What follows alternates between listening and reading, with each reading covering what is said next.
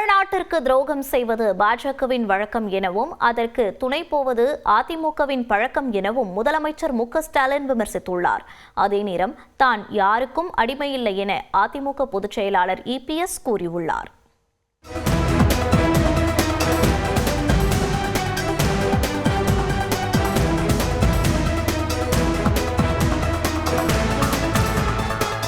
புதுக்கோட்டையில் பரப்புரை மேற்கொண்ட முதலமைச்சர் மு.க.ஸ்டாலின் தேசிய ஜனநாயக கூட்டணி என்னும் பேரிடரை பின்வாசல் வழியாக தமிழ்நாட்டிற்குள் கொண்டுவர EPS முயற்சிப்பதாக குற்றம் சாட்டினார். மக்களுக்கான முன்னோடி திட்டங்களை செயல்படுத்துறதுல திமுக தான் ஒரிஜினல். NDA என்னும் பேரிடரை தமிழ்நாட்டுக்குள்ள பின்வாசல் வழியாக கொண்டு வரதுக்கு தேர்ந்தெடுக்கப்பட்டிருக்கக்கூடிய முதன்மை அடிமைதான் பழனிசாமி. அவர் பழனிசாமி இல்ல, ஆமாம் சாமி, அடிமை சாமி. தொடர்ந்து சிவகங்கை மாவட்டம் திருப்பத்தூரில் வாக்கு சேகரித்த முதல்வர் மு.க.ஸ்டாலின் தமிழ்நாட்டின் சட்டம் ஒழுங்கு குறித்து பேச பாஜக தலைவர்களுக்கு தகுதி இல்லை என்றார். தமிழ்நாட்டுக்கு வரக்கூடிய ஒன்றிய அமைச்சர்கள் அவங்க மாநிலத்துடைய சட்டம் ஒழுங்கை பத்தி பேசலாமா? உங்க பாஜக ஆளக்கூடிய மாநிலங்களுடைய நிலை என்ன நான் சொல்லட்டா? தான் ஆளும் ஒவ்வொரு மாநிலத்திலையும் குற்றவாளிகளை கொண்டாடுகிறார்கள். பாதிக்கப்பட்டவர்களை கொடுமைப்படுத்தக்கூடிய பாஜக காரங்க தமிழ்நாட்டில் பெண்கள் பாதுகாப்பு பற்றி பேசலாமா? அரசே குற்றவாளி கூண்டில் இருக்கும் மோசமான நிலை தான் பாஜக மாநிலங்கள் நடந்துகிட்டு இருக்கு. சிவகங்கையில் திடீரென ரோட் ஷோ சென்ற முதலமைச்சர் மு.க.ஸ்டாலின் திமுக கூட்டணி வேட்பாளர் நடிகர் கருணாஸை ஆதரித்து வாக்கு கேட்டார்.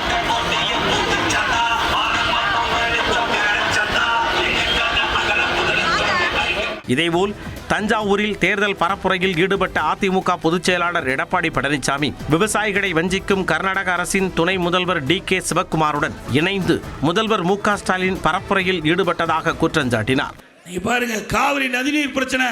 இப்ப நம்முடைய காவிரி நதிநீரை மேகதாது அந்த பகுதியில் ஒரு அணை கட்டுவதாக அங்கே இருக்கிற நீர்வளத்துறை அமைச்சர் மரியாதைக்குரிய சிவக்குமார் அவர் சொல்றாரு. அவரை கூட்டிட்டு வந்து பிரச்சாரம் பண்றார். அவரை கூட்டிட்டு வந்து தமிழ்நாட்டுக்கு எவ்வளவு பெரிய துரோகம். தொடர்ந்து திருவாரூரில் பேசிய EPS தான் யாருடைய அடிமையும் இல்லை என்றார். தமிழ்நாட்டை மத்திய அரசு புறக்கணிக்குது. தமிழ்நாட்டை புறக்கணிக்குதான். நிதி கொடுக்கல, திட்டம் கொடுக்கல. கொடுக்கிற திட்டத்தையே நீ நிறைவேற்ற முடியல. கொடுக்கிற திட்டத்தை நிறைவேற்ற முடியல. எப்பொழுது பார்த்தாலும் மத்திய அரசை குறை சொல்லிட்டே இருந்தா மத்திய அரசாங்கம் எப்படி நீங்க கொடுக்கிற திட்டத்தை அனுமதிப்பாங்க? விருதுநகர் மாவட்டம் ராஜபாளையத்தில் தேர்தல் பரப்புரையில் ஈடுபட்ட நாம் தமிழர் கட்சி தலைமை ஒருங்கிணைப்பாளர் சீமான் தமிழ்நாடு தற்குறிகள் நிறைந்த கூட்டம் என்பதை காட்டி தலைகுனிவை ஏற்படுத்தாதீர்கள் என தாவேகா தலைவர் விஜயை மறைமுகமாக விமர்சித்தார். படித்தவர்கள் நிறைந்த நாடு தமிழ்நாடு என்பதை காட்டு, அறிவார்ந்தவர்கள் நிறைந்த நாடு என்பதை காட்டு, தற்குறி கூட்டம் நிறைந்த நாடு என்று காட்டி தலைகுனிவை ஏற்படுத்தாது. சாதி மயக்கத்திலும் மத மயக்கத்திலும் சாராய மயக்கத்திலும் சினிமா மயக்கத்திலும் சீரழிவார்கள் தமிழர்கள் என்ற வரலாற்று பெரும்பலியை துடைத்து எரி. தொடர்ந்து திருமங்கலத்தில் பேசிய சீமான் விழிப்புணர்வற்ற சமூகத்தில் நடிப்பவருக்கே முதலிடம் கிடைப்பதாக வேதனை தெரிவித்தார். பணம் அரசியலானால் அங்கு பணநாயகம் இருக்கும், ஜனநாயகம் செத்து போகும். பணம் அரசியலமானால் பண்பாடும் ஒழுக்கமும் செத்து போகும். அனுமதிக்கப்பட்ட நேரத்தை கடந்தும் பரப்புரையில் ஈடுபட்ட சீமானை தடுக்க முயன்ற காவல்துறையினருடன் அவர் வாக்குவாதத்தில் ஈடுபட்டார்.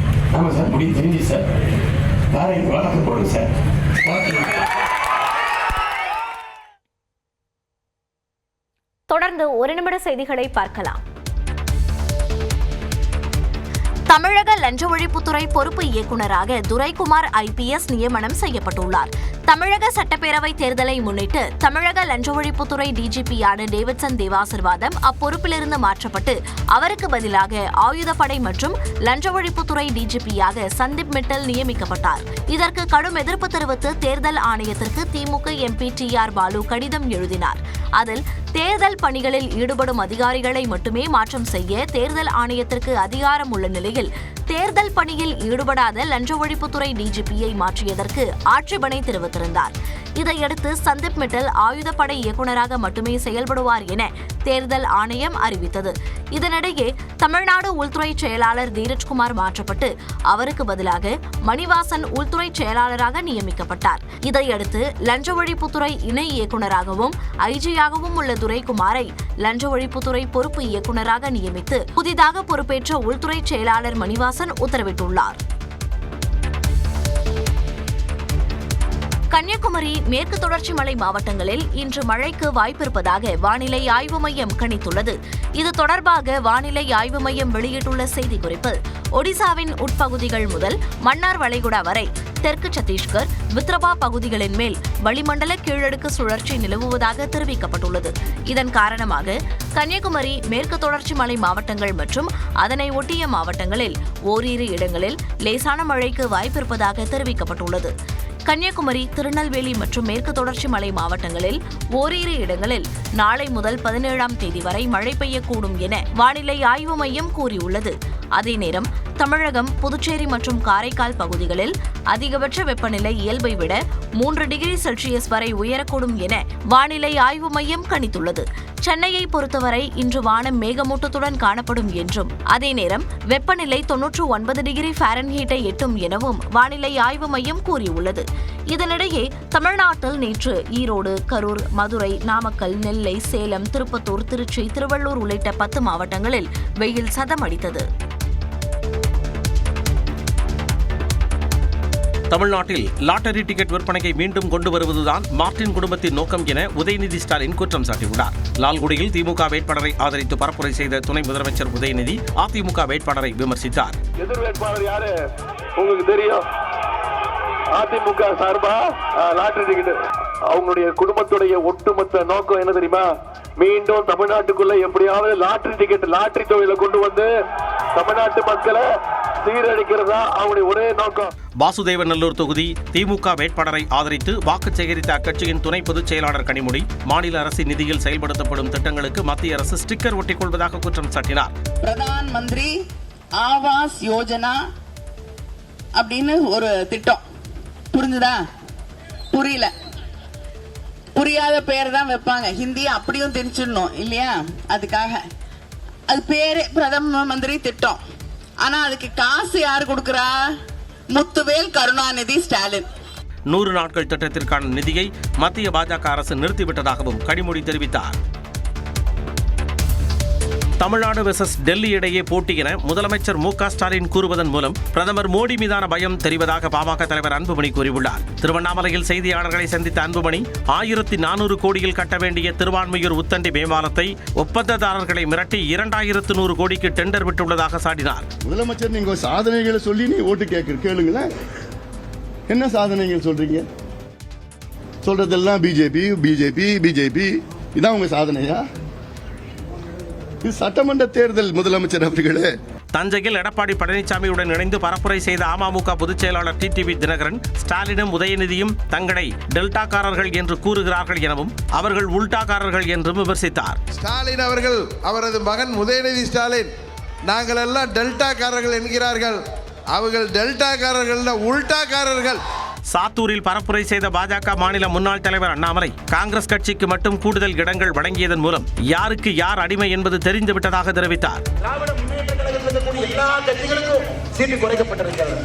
ஆனா ஒன்றுக்கும் உதவாத காங்கிரஸ் கட்சிக்கு மட்டும் சீட்டு ஏறப்பட்டிருக்கிறது என்றால் என்ன அர்த்தம்? யார் யாருக்கு அடிமை என்பதை நாம் முழுமையாக புரிந்து கொள்ள வேண்டும். தமிழ்நாட்டில் பாஜக அலை வீசுவதாகவும் குறிப்பிட்டுள்ளார். மருத்துவமனையில் சிகிச்சை பெற்று வரும் பாஜக தேசிய மகளிர் அணி தலைவர் வானதி சீனிவாசன் மேலும் 4 நாட்கள் சிகிச்சையை தொடர மருத்துவமனை நிர்வாகம் அறிவுறுத்தியுள்ளது.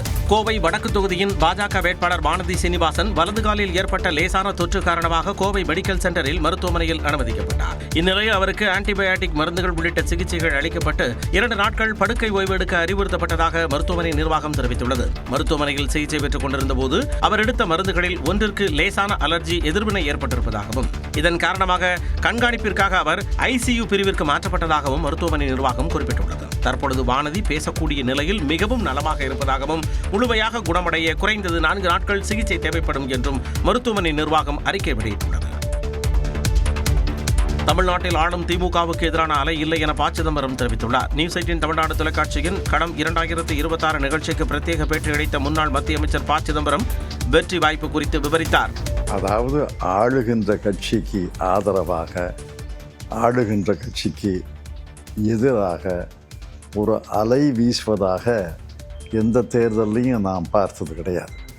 அது ஆங்கிலத்தில் ஆன்டி இன்கம்பன்சி, ப்ரோ இன்கம்பன்சி என்று சொல்கிறார்கள். அதை தமிழில் மொழிபெயர்த்து ஊடகங்களில் செய்திகள் வருகின்றன. அப்படியெல்லாம் கிடையாது. ஒரு அரசு மீண்டும் தேர்ந்தெடுக்கப்படும் அல்லது சில நேரங்களில் அந்த அரசு தோல்வி அடையும். தொடர்ந்து பேசிய அவர் விஜய் குறித்த கேள்விகளுக்கு பதிலளித்தார். விஜய் அவர்களுக்கும் அவருடைய 18 வயதுக்கு கீழே இருப்பவர்களுக்கும் என்னுடைய அன்பான வாழ்த்துக்கள். ஆனால் அது வாக்காக மாற முடியாது. அவங்க வாக்காளர் பட்டியலில் அவங்க பேரே கிடையாது. 8000 ரூபாய் கூப்பன் அறிவிப்பு பொருளாதார யுக்தி எனவும் ப. சிதம்பரம் கூறினார். புதுச்சேரி தேர்தலில் மண்ணாடிப்பட்டு தொகுதியில் பாஜக வேட்பாளருக்கு ஆதரவாக கள்ள ஓட்டு போட்ட விழுப்புரத்தை சேர்ந்த இளைஞர் கைது செய்யப்பட்டார். புதுச்சேரி சட்டப்பேரவைக்கு கடந்த வியாழக்கிழமை ஒரே கட்டமாக தேர்தல் நடைபெற்றது. அப்போது மண்ணாடிப்பட்டு தொகுதிக்கு உட்பட்ட ஜவஹர்லால் நேரு சமுதாய கூடத்தில் அமைக்கப்பட்டிருந்த வாக்குச்சாவடியில் வாக்கு செலுத்திய இளைஞர் ஒருவரை சந்தேகத்தின் பேரில் காங்கிரஸ் முகவர் பிடித்து காவல்துறையிடம் ஒப்படைத்தார். விசாரணையில் அவர் புதுச்சேரி எல்லையை ஒட்டியுள்ள விழுப்புரம் மாவட்டம் தொரவியை சேர்ந்த அரவிந்த் என்பதும் சீனிவாசன் என்பவருக்கு பதிலாக ஆள் மாறாட்டம் செய்து பாஜக வேட்பாளருக்கு ஆதரவாக கள்ள ஓட்டு போட்டதும் தெரியவந்தது. இதற்காக 3000 ரூபாய் பெற்றுக் கொண்டதாகவும் அரவிந்த் வாக்குமூலம் அளித்துள்ளார். இதையடுத்து திருக்கனூர் காவல் நிலையத்தினர் அரவிந்த் மீது வழக்கு பதிவு செய்து கைது செய்தனர். மேற்கு வங்கத்தில் ஊடுருவல்காரர்களின் அரசாங்கத்தை அமைக்க மம்தா பானர்ஜி முயற்சி செய்வதாக பிரதமர் நரேந்திர மோடி குற்றம் சாட்டியுள்ளார். மேற்கு வங்க மாநிலம் முர்ஷிதாபாத்தில் நடைபெற்ற பரப்புரை கூட்டத்தில் பேசிய பிரதமர் திரிணாமுல் காங்கிரஸ் கட்சி தங்களது தோல்வி தவிர்க்க முடியாதது என்பதை உணரத் தொடங்கியுள்ளதாக கூறினார். बंगाल में घुसपैठियों द्वारा घुसपैठियों के वोट से घुसपैठियों की सरकार बनाना चाहती है. पूरे बंगाल के लोगों ने, हम सब ने मिलकर के टीएमसी को घुसपैठियों की सरकार बनने नहीं देना है. முன்னதாக பூர்வா பர்தமானில் நடைபெற்ற பரப்புரை கூட்டத்தில் தன்னை காண திரண்டிருந்த தொண்டர்களுடன் பிரதமர் மோடி ரீல்ஸ் வெளியிட்டார். आज के दिन की पहली सभा सिर्फ हेलीपैड पर ही. காஷியாரியில் நடைபெற்ற பரப்புரை கூட்டத்தில் பேசிய முதலமைச்சர் மம்தா பானர்ஜி வாக்காளர் பட்டியல் சிறப்பு தீவிர திருத்த பணி ஒரு மாபெரும் மோசடி என்று சாடினார். பாஜகவை எப்படியாவது ஆட்சிக்கு கொண்டு வர மத்திய அரசும் தேர்தல் ஆணையமும் இணைந்து மேற்கொண்ட முயற்சி இது என்றும் விமர்சித்தார். பாஜக பெரும்பான்மையுடன் இருப்பதால் பொது சிவில் சட்ட மசோதாவை நிறைவேற்றலாம் என்றும் நாளை அவர்கள் பெரும்பான்மையின் இல்லாதபோது தாங்கள் இந்த மசோதாவை ரத்து செய்வோம் என்றும் மம்தா பானர்ஜி திட்டவட்டமாக கூறினார். ஐபிஎல் தொடரில் நியூ சண்டிகரில் நடைபெற்ற போட்டியில் பஞ்சாப் அணி 6 விக்கெட் வித்தியாசத்தில் ஹைதராபாத்தை தோற்கடித்தது. டாஸ் வென்ற பஞ்சாப் கேப்டன் ஸ்ரேயஸ் ஐயர் பந்துவீச்சை தேர்வு செய்த நிலையில் ஹைதராபாத் தொடக்க வீரர் டிராவிஸ் ஹெட் மற்றும் அபிஷேக் சர்மா அதிரடியாக ரன்களை குவித்தனர். இருவரும் முதல் விக்கெட்டிற்கு 120 ரன்கள் சேர்த்த நிலையில் அபிஷேக் சர்மா 28 பந்துகளில் 8 சிக்சர்களுடன் 74 ரன்கள் விளாசினார். அடுத்து வந்த வீரர்கள் பெரிய அளவில் ரன்களை சேர்க்காத நிலையில் ஹைதராபாத் அணி 20 ஓவர்களில் 6 விக்கெட் இழப்பிற்கு 219 ரன்கள் சேர்த்தது. இதையடுத்து விளையாடிய பஞ்சாப் அணியும் அதிரடியுடனே ஆட்டத்தை தொடங்கியது. தொடக்க வீரர்கள் பிரயான்ஷ் ஆரியா, பிரப்சிம்ரன் ஆகியோர் அரை சதம் விளாசினர். அடுத்து வந்த கேப்டன் ஸ்ரேயஸ் ஐயர் 33 பந்துகளில் 69 ரன்கள் விளாச பஞ்சாப் அணி எளிதாக வெற்றி பெற்றது. அந்த அணி 18.5 ஓவர்களிலேயே 4 விக்கெட்டுகளை இழந்து 223 ரன்களை எடுத்து வெற்றி பெற்றது. நடப்பு தொடரில் 3வது வெற்றியை பதிவு செய்த பஞ்சாப் அணி 7 புள்ளிகளுடன் 2வது இடத்தில் உள்ளது.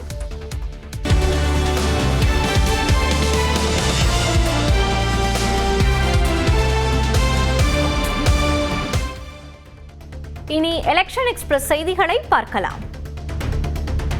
கொங்கு பகுதி மக்களை திமுகவினரால் ஏமாற்ற முடியாது என்று நடிகை விந்தியா தெரிவித்துள்ளார். திருப்பூர் மாவட்டம் பல்லடம் தொகுதியில் அதிமுக வேட்பாளர் பரமசிவத்தை ஆதரித்து பரப்புரையில் ஈடுபட்ட அவர் எடப்பாடி பழனிசாமியின் ஆட்சி ஜெயலலிதாவின் ஆட்சி என்றார். கொங்கு மக்கள் குசும்புக்காரங்க, ஆனா தெளிவா இருப்பாங்க. நீங்க எல்லாரும் தெளிவா யோசிச்சு முடிவு பண்ணுவீங்க. ஈரோடு கிழக்கு தொகுதி அதிமுக வேட்பாளர் மனோகரன் அதிமுக தேர்தல் அறிக்கையை வீடு வீடாக வழங்கி பரப்புரையில் ஈடுபட்டார். ஈரோடு கிழக்கு தொகுதிக்குட்பட்ட வெட்டுக்காட்டு வலசு, நாராயணன் வலசு, கணபதி நகர், நல்லித்தோட்டம் உள்ளிட்ட பல்வேறு பகுதிகளில் வீடு வீடாக சென்று வாக்கு சேகரித்த அவர் அதிமுகவின் தேர்தல் அறிக்கை அடங்கிய துண்டறிக்கையை வழங்கி தனக்கு வாக்களிக்குமாறு பொதுமக்களிடம் கேட்டுக் கொண்டார். ஈரோடு கிழக்கு தொகுதி காங்கிரஸ் வேட்பாளர் கோபிநாத் பழனியப்பனுக்கு ஆரத்தி எடுத்தவர்களுக்கு அக்கட்சியினர் தலா 100 ரூபாய் வீதம் பணம் கொடுத்ததாக புகார் எழுந்துள்ளது. சிறுவர் சிறுமிகளை வைத்து ஆரத்தி எடுக்க வைத்த வீடியோ காட்சிகள் வெளியாகியுள்ளன. சேலம் தெற்கு தொகுதி திமுக வேட்பாளர் லோகநாதன் பிரச்சாரத்தின் போது அவரது கட்சி தொண்டர்கள் புலி வேடமிட்டு வந்து நடனமாடி ஆதரவு திரட்டினர். கடும் வெயிலையும் பொருட்படுத்தாமல் மேளதாளங்கள் முழங்க ஊர்வலமாக சென்று பிரச்சாரம் செய்தனர்.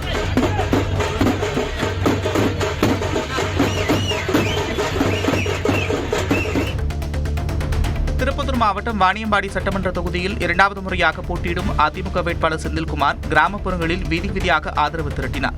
சிக்கனாங்குப்பம், அரப்பாண்டக்குப்பம், வடக்குப்பட்டு, திகுவாபாளையம் உள்ளிட்ட பகுதிகளுக்கு சென்ற அவர் இரட்டை இலை சின்னத்திற்கு வாக்கு சேகரித்தார். செந்தில்குமாருக்கு பட்டாசு வெடித்து ஆரத்தி எடுத்து உற்சாக வரவேற்பு அளிக்கப்பட்டது.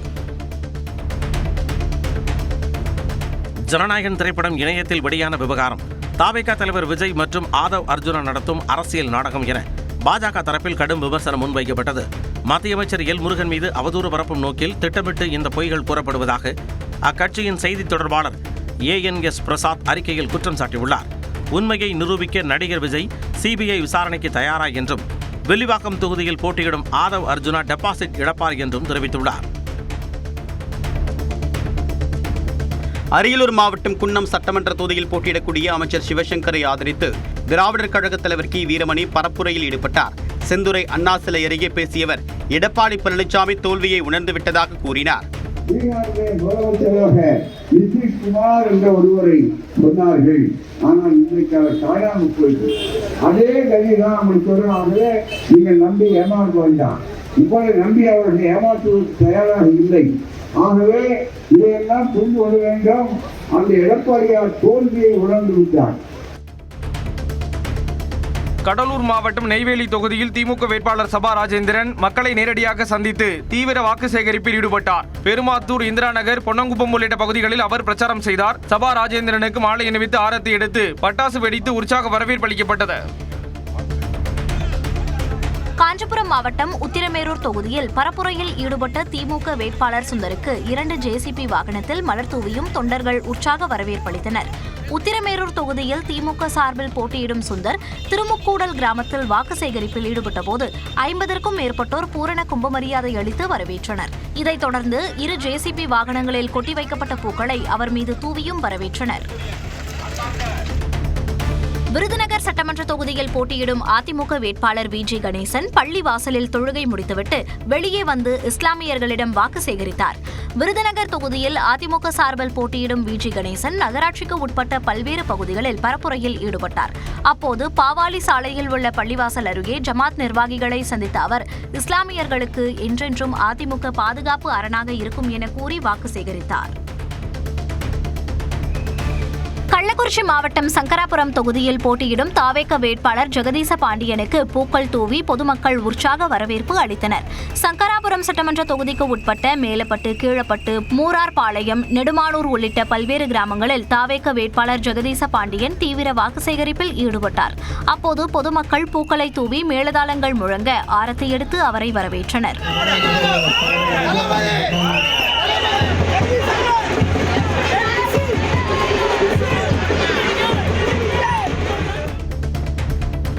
திருவாரூர் சட்டமன்ற தொகுதி திமுக வேட்பாளர் பூண்டி கலைவாணன் கீழக்காவாத்துக்குடி ஊராட்சிக்குட்பட்ட பல்வேறு கிராமங்களில் பொதுமக்களை சந்தித்து ஆதரவு திரட்டினார். திருவாரூர் தொகுதியில் திமுக சார்பில் போட்டியிடும் பூண்டி கலைவாணன் நத்தம் EB காலனி, சேந்தமங்கலம் ரோட்டுத்தெரு, கீழத்தெரு, அம்மாள் நகர், வடக்கால் முத்தமிழ் நகர், தட்சிணகாளி நகர் உள்ளிட்ட பகுதிகளில் தீவிர பரப்புரையில் ஈடுபட்டார்.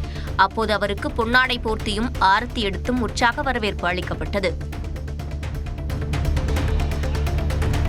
வேலூர் மாவட்டம் குடியாத்தம் தொகுதி அதிமுக வேட்பாளர் பரிதா உழவர் சந்தையில் காய்கறிகளை விற்பனை செய்து வாக்கு சேகரித்தார். குடியாத்தம் தொகுதியில் அதிமுக சார்பில் போட்டியிடும் பரிதா தென்குளக்கரை ராபின்சன் குளம் பகுதியில் நடைபயிற்சி சென்றவர்களிடம் அதிமுக தேர்தல் வாக்குறுதிகள் குறித்து துண்டு பிரசுரங்களை வழங்கி வாக்கு சேகரித்தார். இதைத் தொடர்ந்து காய்கறி வாங்க வந்த பொதுமக்களிடமும் காய்கறிகளை விற்பனை செய்து வாக்கு சேகரித்தார்.